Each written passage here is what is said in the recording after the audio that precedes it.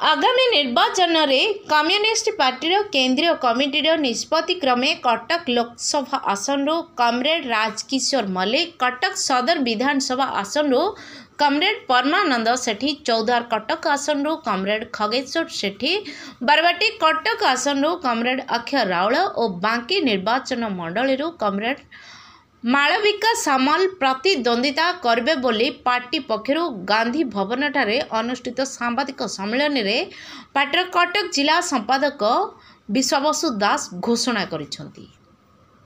जनसाधारण भल भाव अवगत जे कम्युनिस्ट पार्टी केंद्र और राज्य रे क्षमताशील दल मानकर जनविरोधी नीति और पदक्षेप विरुद्ध रे लगातार गण आंदोलन परिचालना करि आसुछंती। देशर समस्त संपद मुष्टिमेय अति धनी हाथ में द्रुत ठूल हेउछि। दुर्नीति अतीतर समस्त रेकर्ड अतिक्रम करिछि।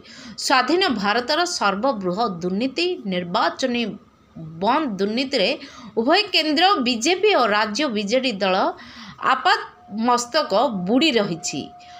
एही भली परिस्थिति रे सीपीआईएम भली वामपंथी दल माने मिलित वामपंथी आंदोलन और मिलित भाव निर्वाचन रे अंशग्रहण करने परिवर्ते विभिन्न भोट सर्वस्व दल मानक सहित निछक निर्वाचनी मेंट करने को एसयूसीआई तथा कम्युनिस्ट दल निज शक्ति एकक भाव गण आंदोलन अविच्छेद अंग भाव निर्वाचन रे अंशग्रहण करुछि।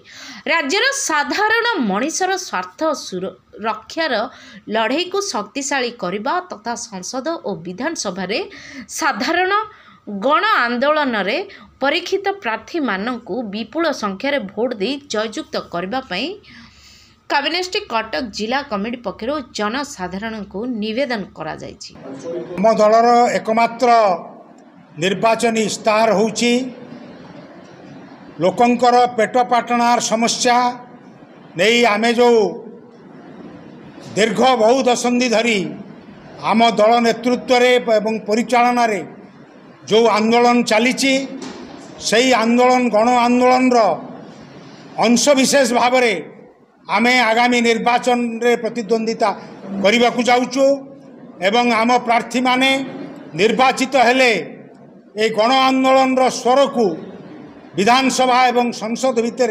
प्रतिध्वनित करेंगे। रिपोर्ट केविनेस ओडिशा।